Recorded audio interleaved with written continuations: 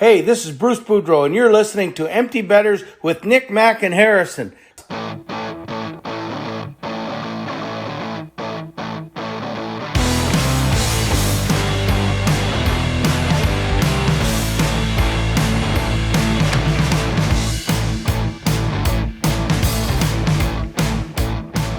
Good morning, everybody, and welcome back to episode 154 of Empty Betters. I am your host, Harrison Scholes. I'm going to toss it across the screen to my co-host, Nick Manella. How are you doing after our long weekend? Boys, this fucking sucks. I don't want to be behind my computer right now. I want to be like hanging out at Mac's house, like spinning some records, chugging some beers. Don't get me wrong, it was quite cold in Milwaukee, but I'm already missing the fellas. Absolutely. I know it feels weird being behind the Zoom camera again. Definitely a lot more fun in person, especially in Mac's bedroom. Now I'm gonna. That sounded bad. I just realized that after I Phrasing. Phrasing. Mac, gonna toss it across to you in your bedroom. How you doing? Well, especially because I'm in my bedroom, I'm having one heck of a time. I mean, anytime I'm in my bedroom, Playing a little 5-on-1. it's fun. So yeah, A little exactly. 5-on-1 power play. Yeah, man advantage going on. What's your PP percentage? Nice. It's up there. It's up Okay. there for sure. Well over 90. Got it. But yeah, no, it's I echo what Nick said. It was great having you guys in town. Those days flew by, but we had a blast and we packed a lot in. So yeah, no regrets. I've never been more dead than that airport.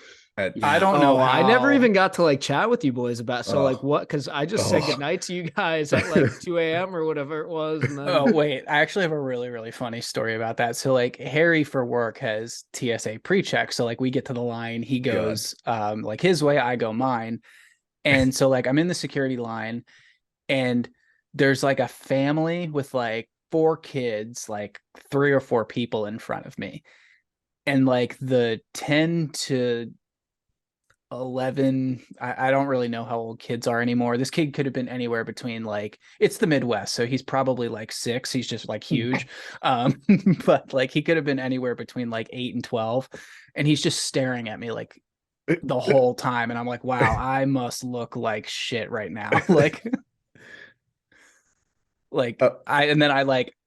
pull out my phone. I look at myself. My eyes are the most bloodshot thing you've ever seen. I look like I just got punched in the face, like just completely disheveled. I have no idea why it looks so bad. Any problems with the schedule in the Uber or anything? It was right on time. All good? No, the guy was a little bit like, I've been here for like 15 minutes. And I'm like, well, you still have another 15 minutes before you're supposed to pick us up. So I don't know what you want me to do. It's always like that. They like tell them to get there like between this time and that time. It's not a perfect system, but no, not at all. Like an asshole. It was like icing out, and he started pulling Jeff Gordon shit on a bridge. I looked at Nick, and Nick was like, "Oh boy." Yeah. Also, Nick, I thought for your story you were going to say how I almost went to the wrong airline and was in the wrong. No, that too, line. But I totally forgot about that. At the easiest airport, you almost managed to fuck it up. Do you want to tell Mac about that one? Yeah, no, I just went to the first. I was like, we got there. He drops us off. We go up the stairs. I'm like, oh, we go up, and I'm just on the right there. It's like went to the first right. You got to go all the way back. Yeah, it was like JetBlue, like and like American. Yeah. And I was like, and so Nick's called me while I'm putting my bags in the like scanner. Oh, you were already in the like. No, I called him like 4 times. I'm like just one after another. Of course, it's 3 a.m. So did you already see him go that way, or you're just? I watched him go that way, and then I look up at the sign, and I'm like, no. Yeah, I fucked up because I was like sleepwalking basically, That's and hilarious. I got through security, and I looked at the woman. I said, "Does this go to Southwest?" She's like, "No." I was like, "Well, I'm gonna go back through." She's like, "I don't know if you could do that." And before she could like look me in the eye, I just went and like left. Wow.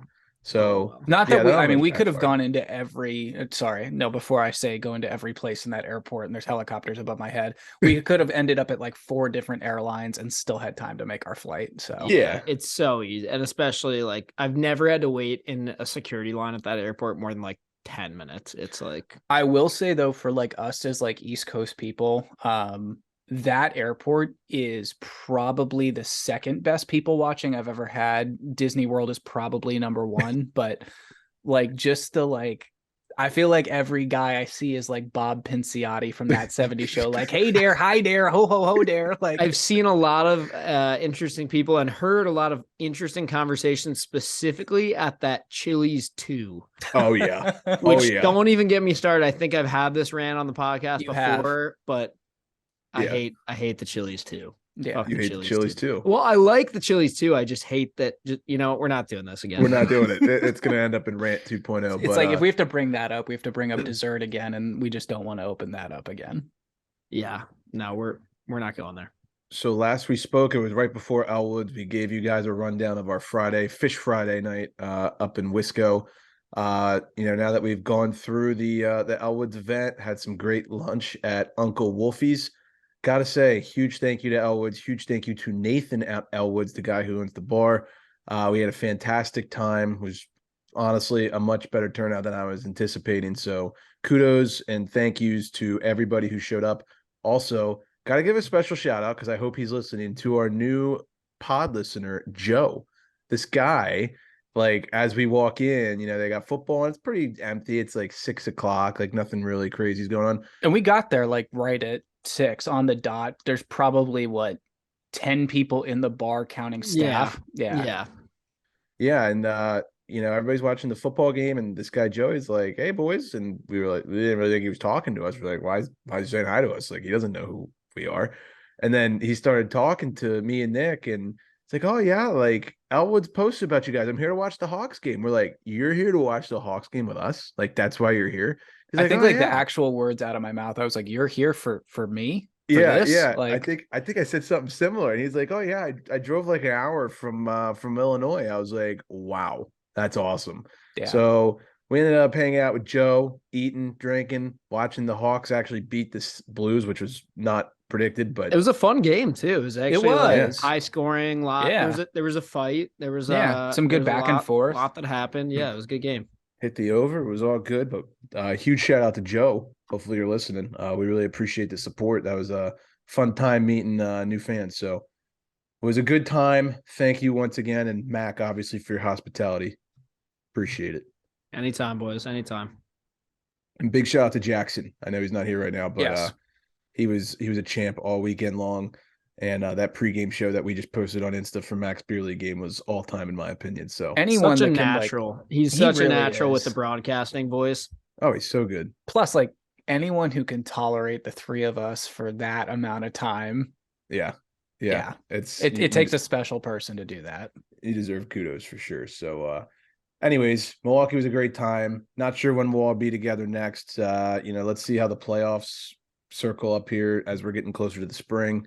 Maybe we'll have something fun to do, but huge shout out to Elwoods, Mac, Jackson, Ocean Weekend 1. Yes, exactly. All right. Before we hop into the hockey news, I think Mac has our question of the day.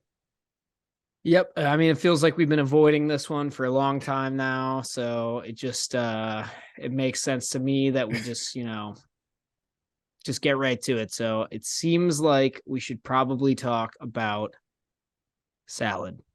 Oh, okay. What about it? Well, there's a lot to unpack here. So first question is just like, how do we feel about salad? What's like your favorite, like go to like style of salad or like salad dressing, right? But the part 2 to this question is, and this is the really important part, we really need to talk about mayo-based salad. Okay. Yeah.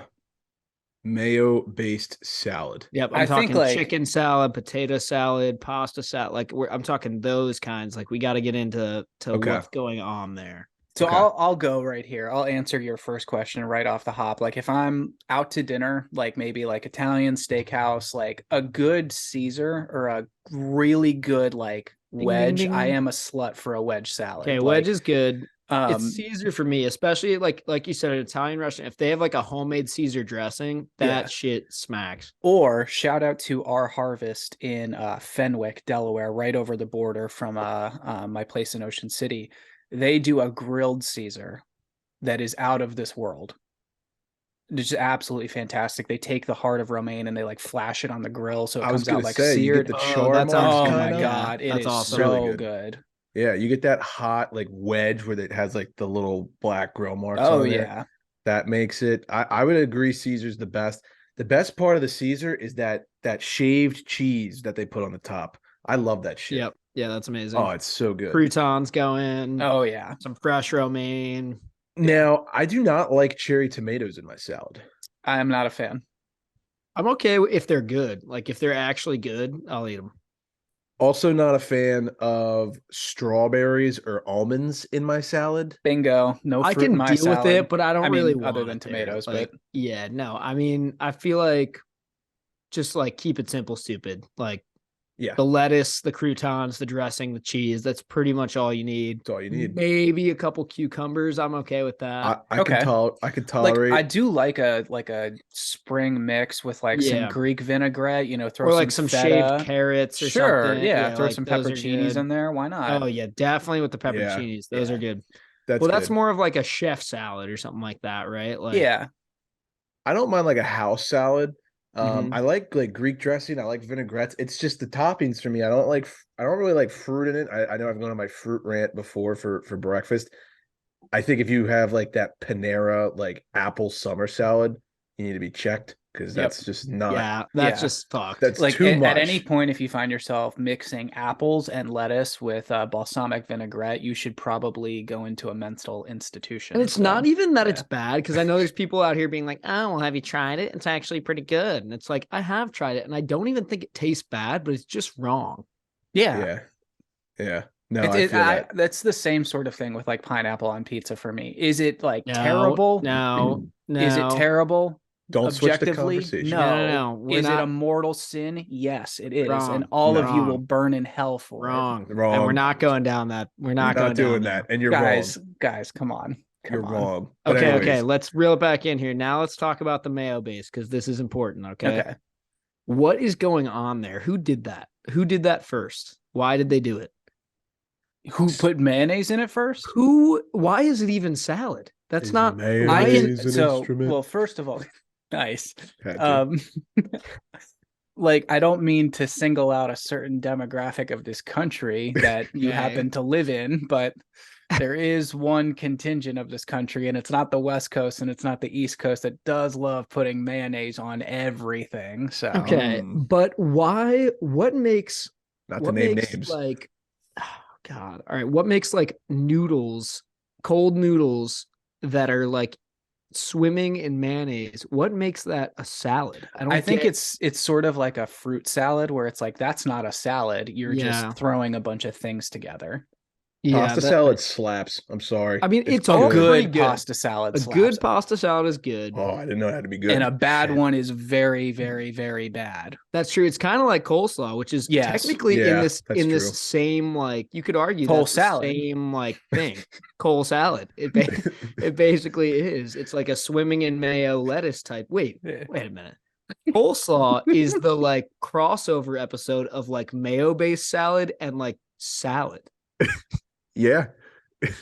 It's literally both. It's like lettuce, but it's like the square and the rectangle. It is both. Oh gosh, that's crazy. Potato salad, I don't really like it. I don't like it either. An egg salad sucks. That's disgusting. Egg salad's disgusting. That is so bad. Anyone that eats that, like, you're just a step above. I'm also not really down with like a chicken salad, honestly, like, or like a tuna salad.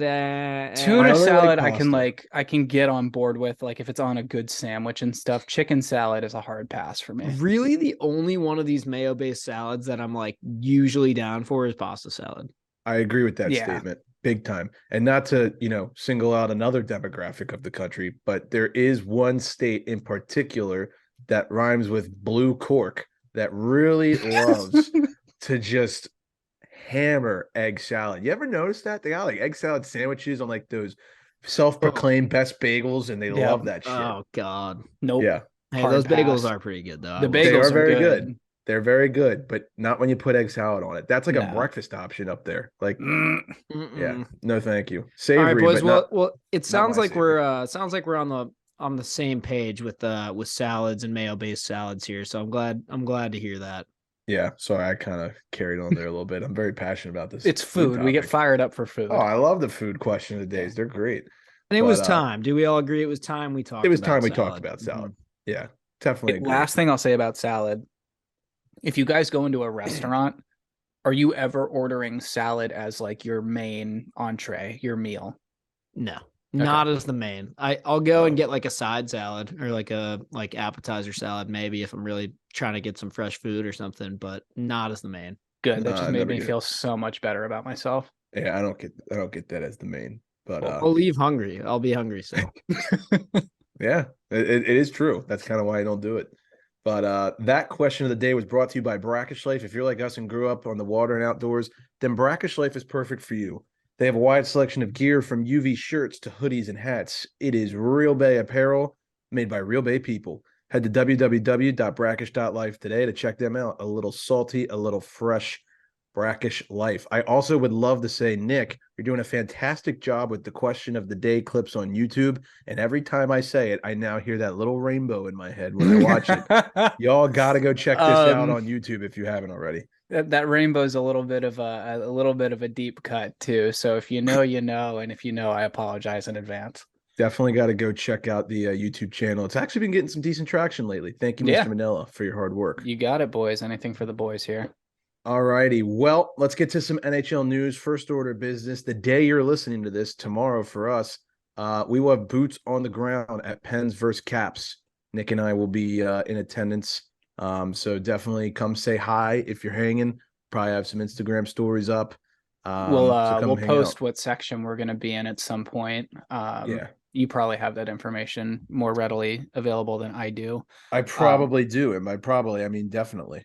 Yeah, should be fun. I'm looking forward to it. You know, I fully anticipate some bullshit coming my way over the course of the next, 24 hours, but that's just par for the course when it comes to Caps Penguins games in the winter. Section 424 for those curious. Sounds good. What row is it? Row B. Okay, that is those are like my favorite seats in the house, honestly. Yep. Row A is better technically, but front row 424. So I was telling Harry, that's where we sat when we watched Zach play for that preseason game. And it's like front row, upper deck in the corner is the best seat in the house. Yeah. 424 front row is the seats that I sat in for all of late middle school and all of high school. Nice. So special place in my heart for those seats. Watched a lot of good Caps moments from those seats. Hell yeah. We'll be on the Pens shoot twice side, luckily for me. So that's correct. Cool. And what was it? I can't remember what else I was going to say. Oh, we're going to be previewing that game at the end of the episode instead of a State of the Union segment. So stay tuned if you're interested in that. All right. Feel good story of the day. Let's start off with some good news.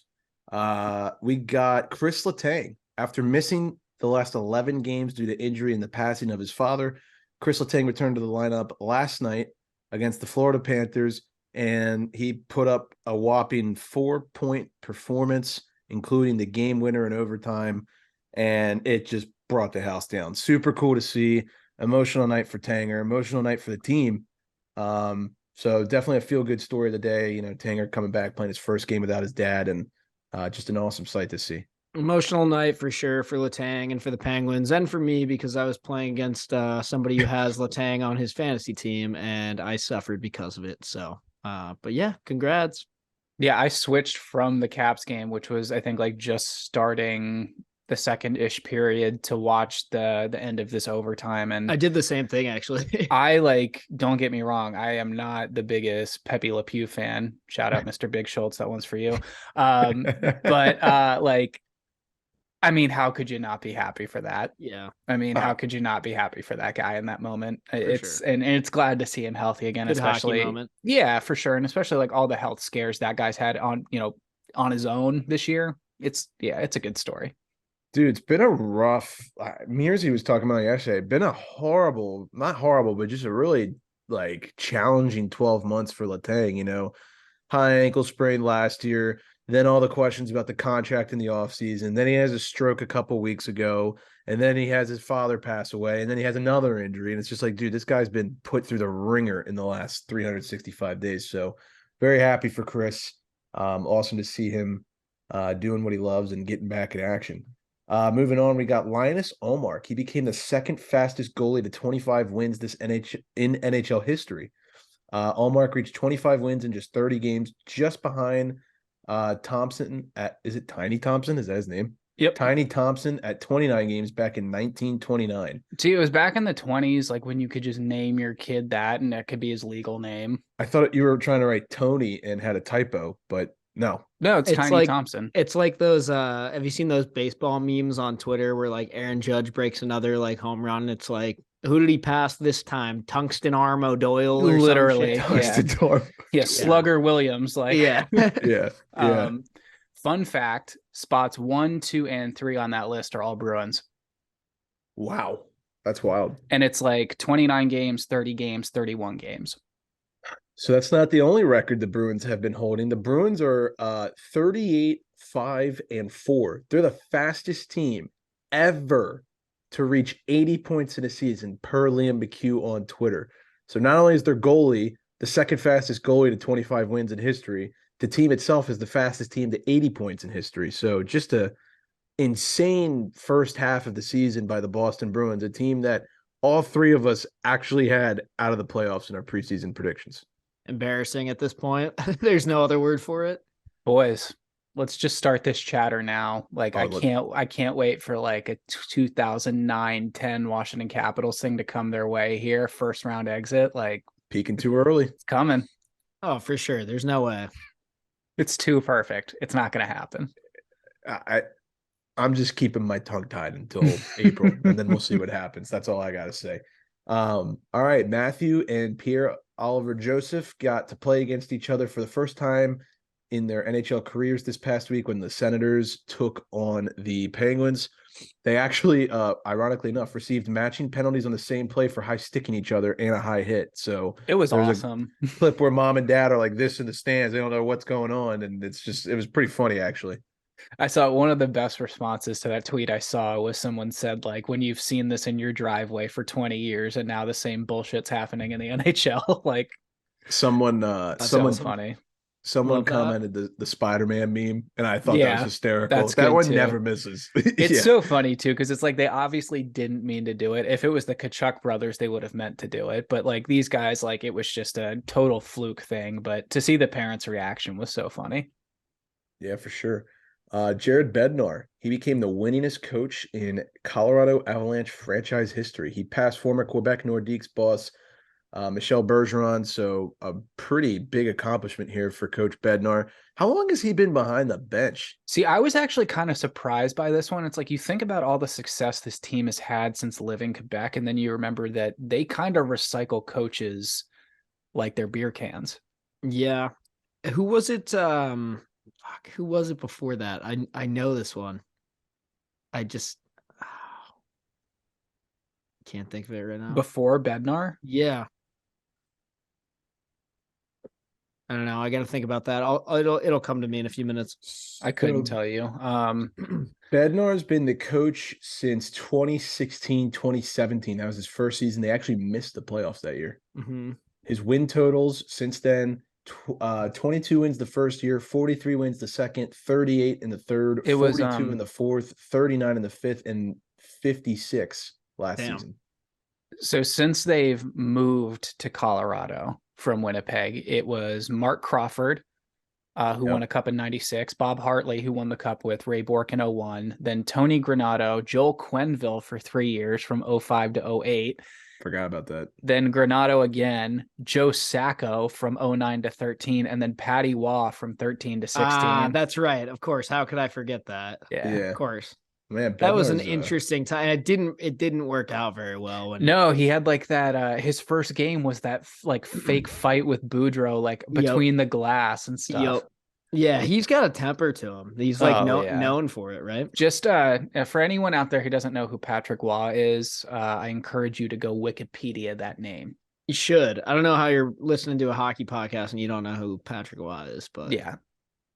Yeah. Also worth noting, he has coached the South Carolina Stingrays in the past. I feel like a lot of good coaches have coached the Stingrays at some point. Kind of an interesting thing there. But congrats to Coach Bednar. Got a brand of success in South Carolina. Must be a good team or something. Must have good players. The Edmonton Oilers. This is an interesting one. They will be without Evander Kane basically for the next week. due to bankruptcy case. Kane is scheduled to appear in court for 7 days over the next 2 weeks from January 23rd to February 2nd, per Daniel Kaplan of The Athletic reported this past week. So they're gonna think like they're gonna have 2 games in that span. Yeah. You gotta think that, like, because he just came back from the hand thing, in his head, he's like, why couldn't this have like happened while my hand was fucked up and I couldn't play anyway? Like, he just came back and he's like good to go, but now is the trial, like, bad timing. Yeah. He's going to miss the game as we're recording this against the Blue Jackets, and then he'll miss the game Saturday against the Blackhawks. I think it's worth noting the Oilers are on an 8-game heater at the moment, so very strong chance they could go 10 in a row should they beat their next 2 not-so-great opponents. And that's someone you definitely want back if you're the Oilers. I mean, you look at the standings. Yeah. Yeah, you want him back. That Pacific Division's been a lot better than I think people thought it would be. Yeah. So, interesting to see how that will all play out over the course of the next couple weeks. Flames Lightning. We were watching this game in Milwaukee over this past weekend. What a game! We threw it on because it was like the only like it was the only on thing at that time, yeah. and like before long, we were all like staring at the TV, like super invested in it. It was a really good one. A lot of fights, a lot of chippy shit, a lot of goals. You put it on like right as we were like setting up, because it was right before we did our recording for the most recent episode, and we're like setting up, and I like within 5 minutes I'm like, oh crap, I'm supposed to be doing stuff, not standing here zoning out in front of the TV. Yeah, no, for real. It was a really good game out of nowhere. A little 2004 Stanley Cup final rematch. But during that game in Calgary, a fan threw a Lightning jersey onto the ice, I guess because they were disappointed. I don't know. But a hilarious caption to that photo by Puck Empire on Instagram, quote, Tampa Bay has not won a Stanley Cup since 2021 and hasn't made the finals since 2022. So you can understand their fans' frustration at dropping to a 29-16 record this season. This is such a clown move. Like, I was like thinking about this, like, as I was telling my dad about it, I was like, I don't know what makes this worse. Like, was it a Tampa fan who's living in Calgary? Was it a Calgary fan? Like, I don't know. Like, yeah, trolling them. I'm like, I just can't think of a way that it makes it better because they're all terrible. It's like, yeah, if you're a team, first of all, no, you should never throw your team's jersey on the ice. If you've played hockey, you would have never done that in a million years. But like, I would never throw a Caps jersey on the ice despite how bad they were playing. Like, that's just so disrespectful. And I don't know, for it to come from like just a certified jersey guy. I'm not getting rid of it. I don't care if the team sucks. That's my jersey. Yeah, there's also one jersey and one fan base that's allowed to throw it where I'm like, I get it. There's one. Who? Are you going to say like Tavares and the Islanders or something? No, but the team that Tavares is currently on. Way. What? Absolutely. No way. What? Absolutely. If you're a Leafs fan, you have the right, in my opinion, to throw a jersey on the ice. That's so disrespectful. You do never respect, like, you don't disrespect. They're the Yankees of hockey, and they haven't won a championship in like what, 50 years or something like that. Yeah, because they're bad. No, everyone else like, is better. I know, but exactly. Like, you're the big market team. You're the capital of hockey. Like, your team should be better. I get, if you're a pissed off Leafs fan, I get it. Like, it's just kind of whack. I have zero patience for that. Like, if you throw a jersey, you should like be not allowed to ever come back into that arena in my book. I'm against it in principle. Yeah. I'll let it go for that one just because it's like, think about like the rules in the room. What, you never step on the logo and you never let the sweater touch the floor. Yeah, unless you suck and then you're a Leafs fan. I mean, I just think it's the epitome of like a shitty fan to me, is throwing your jersey on the ice. Totally. It's like what I talked about with the Canucks. It's the same guy who's going to like... It's like babies. Like, you're fucking baby. It's the same guy who's going to spend the entire train ride home tweeting angry stuff and then wake up the next day and go, oh, what happened? Like... I do that. Did you not see my feed last night? I was going nuts that they're in the Panthers-Pens game. No, I get what you're saying, and I'm not a fan of like that and this whole Lightning thing. Definitely not a fan of that. I think if you're a Leafs fan, you get a pass. You're cursed. You're literally cursed. Like, I'd almost rather you burn it than throw it on the ice. That would nah, my head just went somewhere, but I probably shouldn't say that out loud, so I'm not going to. Like the thing is, like, we need a poll. We need a poll. You do make a good argument. It's like if your team is that bad, it's like that team has still been in the playoffs. This team has been to the Cup final the last 3 damn years in a row. Yeah, that one. And has been the favorite to win it, the last 5 years in a row? Like, what are you doing? This is so bad. No, I agree with you. We need a poll. I need a Instagram and Twitter poll. Are Leafs fans allowed to throw their jersey on the ice? Yes or no? That's what I want to know. The only argument I can say for why they should be able to is the price of admission at whatever the hell the Air Canada Center is called now. That's fair. Yeah. It's not Air Canada anymore, is it? No, they keep changing it. Yeah, it's a shame. It's probably TikTok Arena. Well, that will transition perfectly into our discussion where there were even more jerseys thrown on the ice and a couple boos to ring in the new regime. But before we talk about the Vancouver Canucks, I think Mac has a word from our sponsor, Kane Footwear. Mac doesn't, but I do. You do. I was going to say, I don't have that one. While Mac was, sleeping soundly in bed on Sunday morning, I was walking through the airport in my Canes, which actually helped my recovery as opposed to, nor if I had been wearing any other shoes, let's just say here that the delayed onset hangover that hit me later that afternoon would have hit me that morning. So must be something in that Cane Revive bounce back foam made with sugar cane, just saying, they're sustainable shoes. If you wanted to have an active lifestyle like we do and recover the way that we do, head to the link in our bio today to get a pair of the best shoes you will ever own. Well said, Nick. All right, let's chat some Canucks. They fired Bruce Boudreau finally. I think we were saying all weekend, like, why are they waiting to do this? It didn't really make sense because the whole media and world and fan base knew that Boudreau was going to go.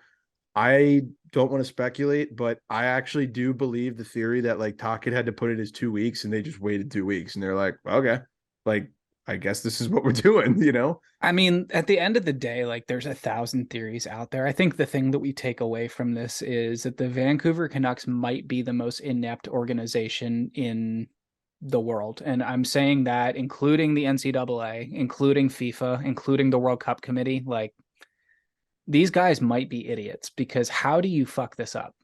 Might be another team I allow a pass for throwing a jersey. I don't know. Noticing a trend with Canadian markets that can't get it done. Yeah, you guys are supposed to be nice. Like throwing jerseys, burning buses down. Like I just don't get it. Like I don't understand how you mess up a situation this badly. I mean, we talked about it on the last episode where the guy's wife is like hearing stuff in real time on social media before hearing about it from him or from anyone else. Like it's just so bad.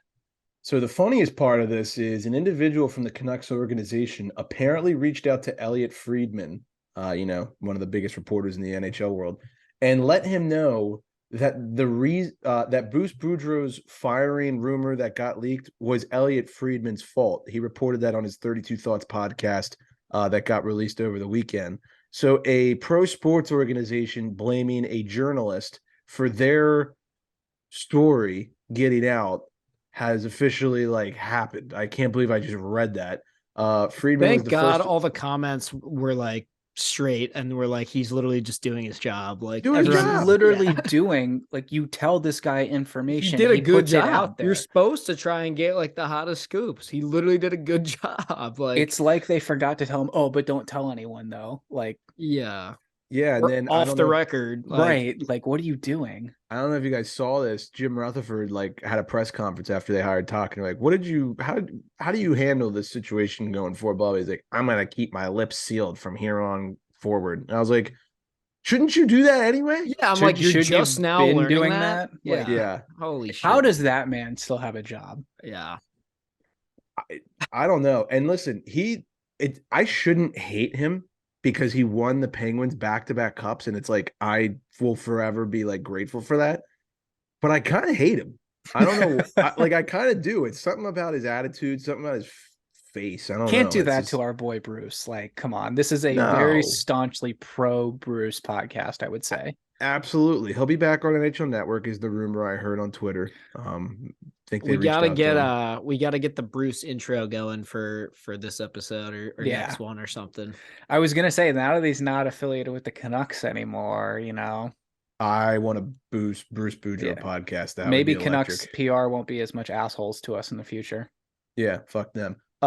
So we move on. Bruce Boudreau is out, unfortunately. The fans loved him. They were chanting, "Bruce, there it is," in his last game, and he was like tearing up. It was awesome. It was great. Felt bad for him, but at least he went out in style.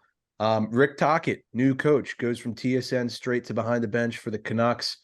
He was introduced by Vancouver fans with booze in his first game against the Chicago Blackhawks last night. They also hired Sergei Gonchar and Adam Foote as assistant coaches. I think Jim Rutherford's just trying to throw the 2016 Pittsburgh Penguins staff together and hope it works. I don't know. Was Adam Foote on that staff? He was not. It was Gonch. It was Gonch, I knew it was Gonch. Yeah. Sully. Yeah. The Canucks won their first game with Tocchet behind the bench against the Blackhawks 5-2. Can you guys ever remember a time in pro sports where a brand new head coach was introduced with booze? No, that's pretty brutal, honestly. No, it so would be the Canucks and that particular very specific situation, though. So why boo your new coach? Do you see? That's the thing. It's like this organization. They need to get it out of their system. You would think they don't even Vancouver, know what they're booing at this point. They're just mad. Like, what, man? What are we supposed to do? Yeah. They're just mad and they need to direct it somewhere. And I kind of get it, but it's also kind of funny. It's comical. I mean, I think the other thing that just it's clearly about the situation itself. It's not about Tocchet. I think the other thing that just speaks volumes to Boudreau is you read all the stuff that we've been seeing about players breaking down crying when the dude is leaving. I know that apparently both Horvat and JT Miller had amazing conversations with him before he left, but that they were both pretty shaken up by the fact that the dude had to leave. And I don't know. I think if this goes south, it's the most genius move by Rutherford of all time. Maybe, yeah. I mean, it's a weird Bedard? Yeah, a little internal sabotage. You never know. A Vancouver kid comes home. That'd be a hell of a story. Although Teemu Solani might have something to say about that. Go check out his latest tweet if you haven't seen that. It's a weird time to be a Canucks fan, man. I don't know what the hell's going on with this team. They're kind of wanting to rebuild and trade it all away. Then they hire a new coach to try to turn it around. And then you don't know if they want to tank for the lottery, but they have good players and they're talented, but some of them don't want to be there. And some of them don't want to be there, just signed an 8-year deal. And it's like, what in the fuck is going on with that why team? don't you just figure out what you want? Yeah. And then we can go from there. Yeah. They got some bad contracts too. It's going to be really interesting. I know I say that a lot, but this one is going to be interesting to see how it all plays out. For sure. Got faith in Tocchet, though. I tell you what, that guy ain't that's one guy who does not want to tank. He is a hard motherfucker. I was driving home from the beach one time and I put on the Chiclets with Tocchet on it for my younger brother, and it was the one where talks about having a road trip where he had to take a shit really, really bad, but he's in the car for multiple hours, and then out of nowhere he's just I just shit my pants. And he's and I spent the last hour just driving with my pants filled up to my ankles. Oh my God, dude. Yeah, it's kind of gross. Yeah. I want the record to be known. I am a huge Rick Tocchet fan. Love Rick Tocchet. Great. Seems like he'd be the perfect coach for a team that's struggling. So just putting that out there. All right. Jersey. I think they should have gone with Todd Reardon, but ooh, I wouldn't hate that either, because that would have been Rutherford's master plan. That would have been a tank. I would be totally okay with that. Yeah. He also looks awful with his goatee. I'm just gonna say that too. Oh God. Reardon does. Yote's new alternate sweaters. You two take the floor. I'm not gonna interject. Jersey talk. We can't do one episode of this podcast without Jersey talk, of course. I am a fan. I'm gonna say one gripe about these things. It's a little Christmas sweatery, but I like it. I think it works. I think it's clean. I think it sticks to that brick desert color. I don't know what you want to call that, rust almost, that they've been working with this whole time. I like the coloring. I like the helmets, the gloves, the kit looks good, but I saw someone on just a fan or somebody on Twitter said it perfectly, in my opinion. They basically were saying that the jersey itself and the logo and just kind of the style of the jersey itself looks pretty like cheap and like just kind of like corny. And it honestly gives me kind of like a college feel, which maybe they were going for since they're playing. I do think that's what they were going for. I think like maybe they're trying to kind of like lean into that, which I don't blame them for. I thought they looked pretty good on the ice. They're definitely not bad. Like I don't hate them or anything, but I would kind of agree with that one gripe. They look a little cheap and they're not like, they definitely didn't blow me away or anything, but I like the coloring. Would you say this is like something you could see BU pulling out at like an outdoor game at Fenway or something against like BC? Like a similar like color? Yeah. I could see that. Okay. Gotcha. I like them. I thought they were clean. I don't think they're crazy nice. We did that like tier video when the reverse retros came out. I'd probably put this in the middle of the pack. I don't hate them. Yeah. I think as far as an alternate goes and like what is an alternate? Let's think about that. It's supposed to look a little bit different than your home and your away. I think this does that perfectly. I think a Dylan Gunther alternate would be sick. That would be sick. I mean, let's be real though. You're not going to beat their home or their away. The Kachina remains undefeated. Yeah, absolutely. It's not going to be beaten. Gary Bettman. He's making some headlines with some, I would say, rather hot takes here. Gary Bettman on the speculation, I guess you could say, that teams are going to start tanking for Connor Bedard as the season winds down. This is Gary's quote. "Nobody tanks because we have a weighted lottery. You're not going to lose games to increase your odds by a couple percentage points. That's silly. And frankly, suggesting tanking, I believe, is inconsistent with the professionalism that our players and coaches have." Boys, what are your thoughts? So I agree-ish to a T. Now, there is a weighted lottery, and that being said, it's not just, you have the worst record, you automatically get the first pick. Like, there's a lottery system to prevent this from happening because a certain team did this twice in a row and got caught doing this twice in a row and won Stanley Cups doing this twice in a row, but no one wants to say anything about it. Right. Anyways, moving on from that team that no one cares about. Yeah, there's a weighted lottery in place to stop you from doing this. Does that mean teams that are like, number 5 out of those bottom 4 looking in aren't going to drop a couple games? Absolutely not. They're absolutely going to do that because a player like this is worth it. The funniest part about his statement is him saying, you're not going to lose games to increase your odds by a couple percentage points. That's silly. That's like exactly what they're going to do. Exactly. Like, now I get what he's saying. Like, you're probably not going to purposely lose any games like right now in like January, whatever. You're just like playing. But if it comes like to like the last couple weeks of the season and you're like a couple points out of like you're in 5th to last, but if you lose your last 3 games, you could be in 2nd to last. There's no doubt in my mind you might try to lose those 3 games very casually and not obviously specifically for a player of this caliber. Like if somebody's listening right now and somehow doesn't know like about Connor Bedard or like who this kid is that's getting drafted number 1 overall in the upcoming draft, like this is the type of player that you might tank a couple games to lose a couple percentage points to Ovechkin, like, Crosby, McDavid.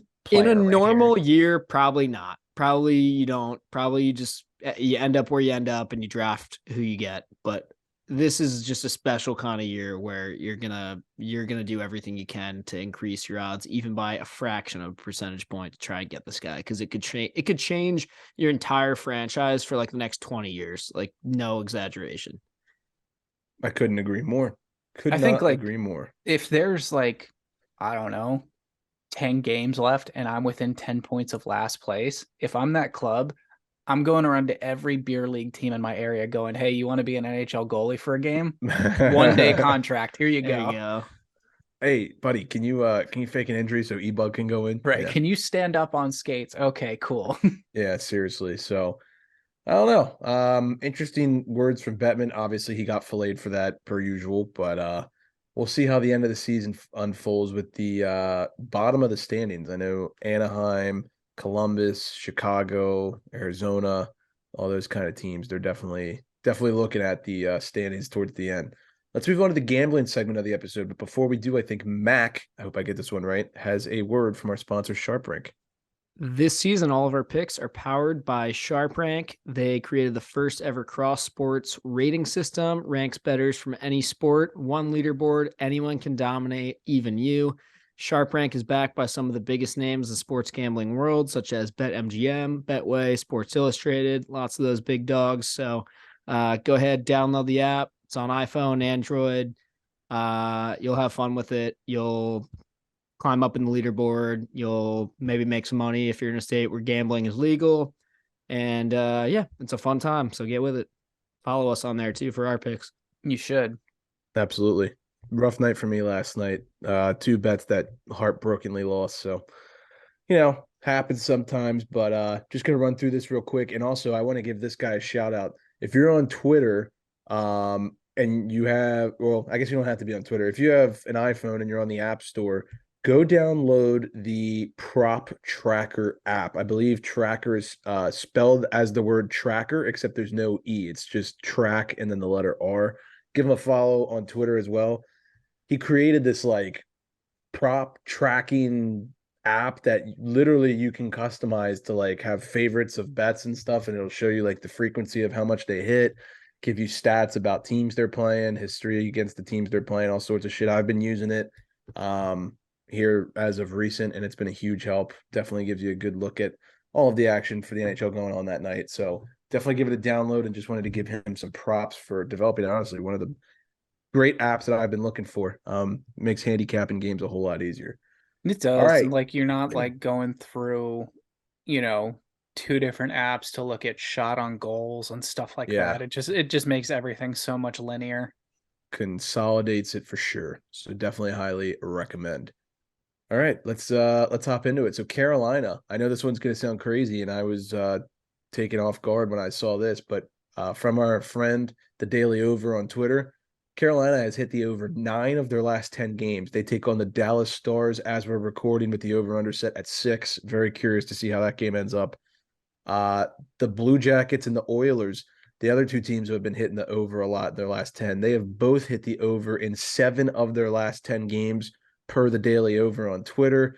They will be playing each other as we're recording this as well. So interesting to see how that unfolds. Columbus has looked really, I don't want to say good, but I'll say feisty their last couple games. Like they're putting up some numbers, and like those guys are fighting for it. Like I saw Boone Jenner's reaction when he scored a goal to make the game 3-1 the other night. Like you could just tell how much it meant to those guys to be in that game, let alone, be playing in it.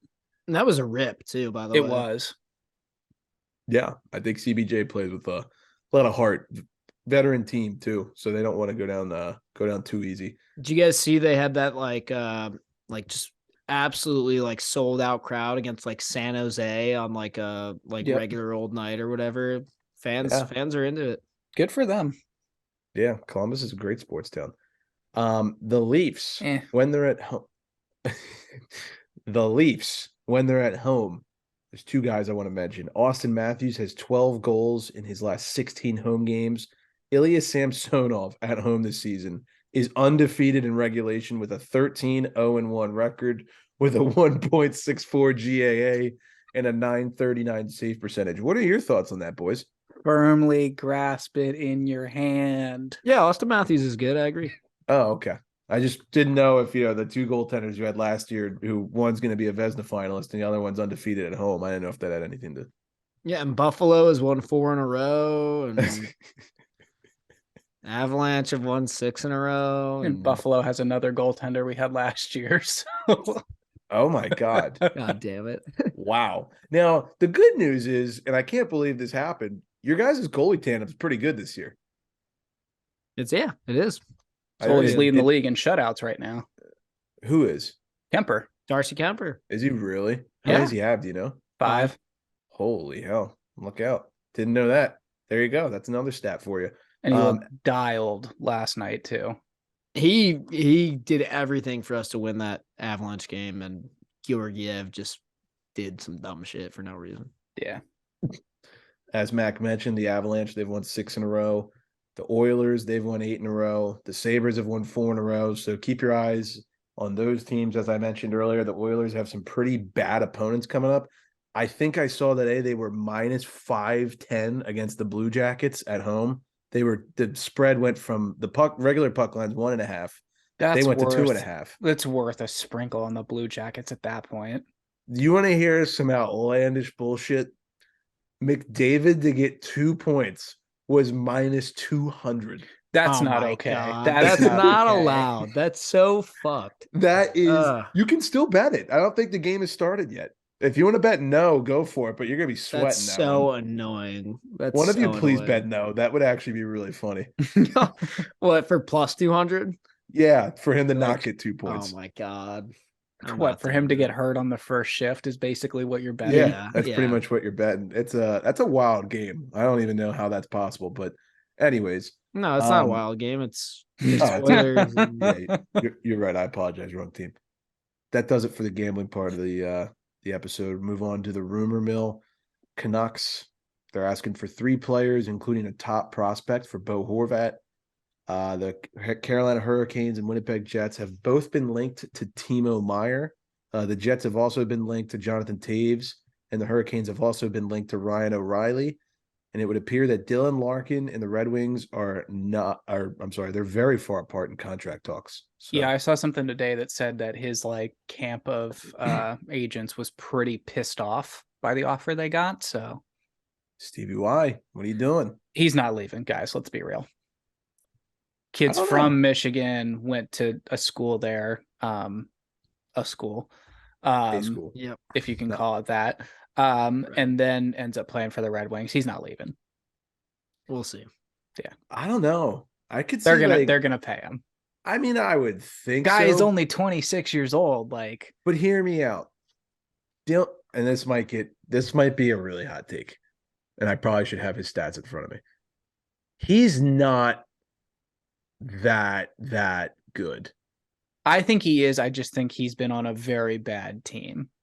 Which is why maybe he goes somewhere else. True, valid point. I need to get some stats in front of me, but he's not worth $9 million or more a year. In a really weird way, I think he is. But I think solely just based on the fact that he is let's think about how bad that Wings team has been prior to this year. They're bad, yeah. Yeah, do it for 4 years or something like that. Yeah, it's not a 9x7. And it's definitely not a 9x6. I would do 8.5 over 4. That'd be good. I think that might be what they offered, though.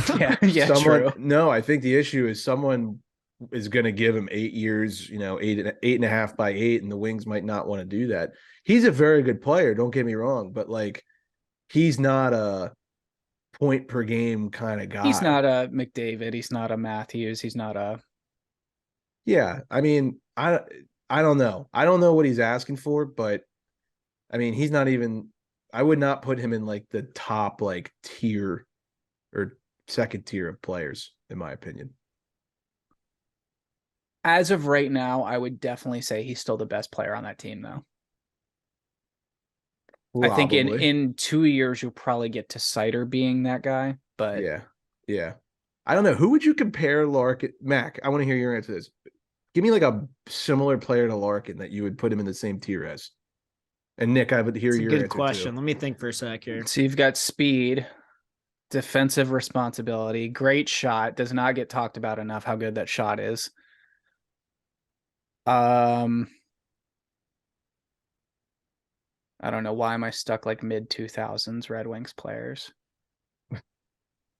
I was trying to think of people that are in a league but on different teams now. And I was almost gonna say maybe a Pierre-Luc Dubois when he's on his game or something like that. In a very weird way, a mix between him and a healthy and defensively responsible Jacob Vrana. Yeah. Okay. Which I would almost even say maybe not as good in my opinion, but a Scheifele. Yeah, I could see that. I think I would take Larkin over Scheifele. Would you really? Oh, I would take Scheifele over Larkin. Take Scheifele. Really? Yeah. Oh man. I don't know. I look at Larkin. I actually pulled it up.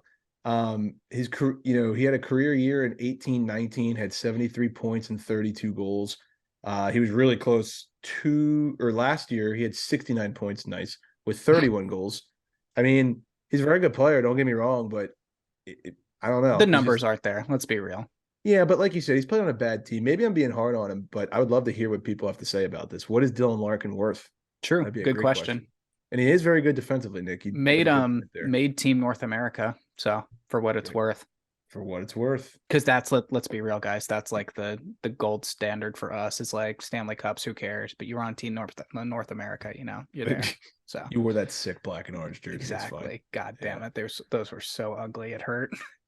Let's talk injuries real quick. Pavel Buchnevich, he'll miss at least 2 weeks as he undergoes a minor surgical procedure to address an infection in his ankle. The Blues are just decimated with injuries right now. So, can you imagine getting surgery on your ankle and they're like, you should be good in like 2.5, 3 weeks. Yeah, I don't even know that to works. Play NHL hockey. I don't even know how that works. It makes no sense to me.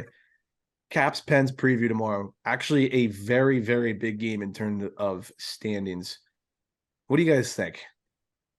It's kind of a must-have for the Caps in terms of like you guys have 3 games in hand and we have the same amount of points as you, and we're like right there, and like it's looking more and more like only one of us is making the playoffs. Your text in our group chat last night just said it perfectly. Oh, it's death, taxes, and a mid-season matchup between these two teams where they have the same amount of points in the standings. Yep. Like classic. Yeah. And like 2 weeks ago when we were like wheeling and dealing and y'all weren't, I was like, oh, they're on the calendar for 2 weeks from now. That means we're going to go on a losing streak. They're going to go on a winning streak, and they're going to have the same amount of points. And boom, here we are.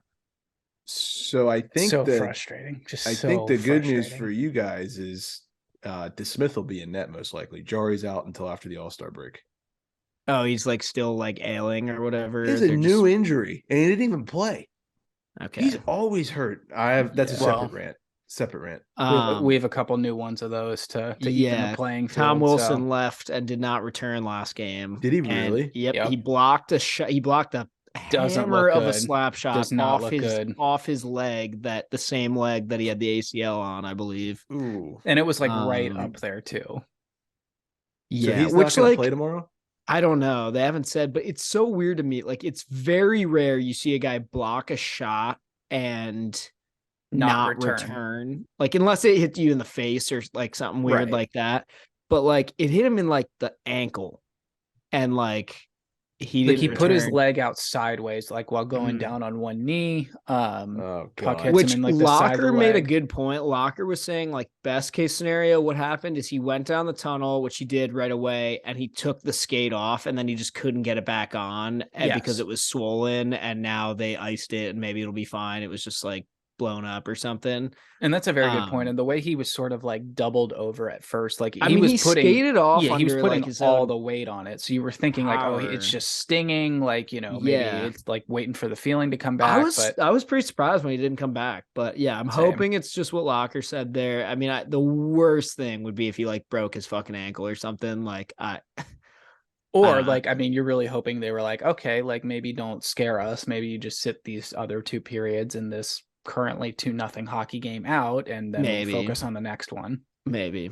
Yeah, we'll see. So what? Carlson's out. He might be out. Anybody else? Backstrom was out with a non-COVID illness last game, so I don't know if he'll be back from that. Hopefully, you would assume he would. You would think so. That, and then I heard Connor Brown has been skating, but I don't think anything has changed on him coming back anytime soon. Yeah, I don't think. Probably at least another like month, I would think, couple weeks minimum. But and they're still saying not this year, right? And also Oshie should play because he missed last game, but it was because he flew home because Lauren had another baby. Right. Nice. So yeah, but I would imagine since it's a home game, he'll be in the lineup. Score prediction. 4-2 Caps. I don't know why that just popped. I was literally going to say the exact same thing. 4-2 Caps. I think it helps us that we've just lost our last 2. I'm going to go 3-5 Caps. Okay. It does usually go over. So in Pittsburgh, I feel like they go over more. Mm-hmm. I think Nick, remember last year when we went, I think it was 3-2. Yeah, that was a fun game. Is this our second time playing you this season or third? Second. The first one was like an ugly Caps game, wasn't it? Like we were losing like 3-0, maybe even 4-0. I think we made it a little closer at the end, but unfortunately I do think the Caps will win, especially because we won the first one, and DeSmith sucks right now. I actually wouldn't be shocked if they went to Karski. I'll be honest with you, because DeSmith just let up 6. I would be nervous if they went to Karski. Same. Yeah, I mean, I wouldn't be shocked. So he had a game against the Caps when he was with the Habs. I think they got one by him. That would be so typical. Yeah, I'm gonna go. You know what's crazy? I'm gonna say too. I think it's gonna be like 3-1 Caps going into the third. Pens get like 3-2, pull within one, empty netter 4-2 Caps. That's probably what I'd say, sir. But I never see the Pens lose. Like, honestly, I think my lifetime record when I go to Pens games, I gotta be like in the 700 win percentage column. You're right. There's no way it's gonna happen. Thanks, Nick. It'll be a fun time. Yeah. It will be fun. I will say this to everyone who asks me, like, they're like, how do you and Harrison like go to games together? We're very civil during the game. Oh yeah. And it's because we don't talk about it. Yeah. And also, like, yes, I have my moments, and yes, if you know me personally, I'll get on you, but I am not that bad. No, like, neither of us are assholes. I feel like it's more cutthroat just like during the regular like day-to-day like NHL like shit, you know, like when we're actually playing, I feel like it's more of like a handshake moment. It's like, all right, respect, very much so. Like, if there's a playoff series, all this goes out the window. No, absolutely. No, it gets ugly. Then there's just no dialogue for like a week. But yeah, the best thing that could happen to this podcast that has never happened. No, Pens versus Caps playoff. Yes, that would be incredible. That would be incredible. I don't know if I could handle that. It would. We need that. We have not been treated to that. One last go members around of the pod. Yeah, we need that for sure. One more Crosby OV playoff series. Record after every game. Oh my god. I would throw up.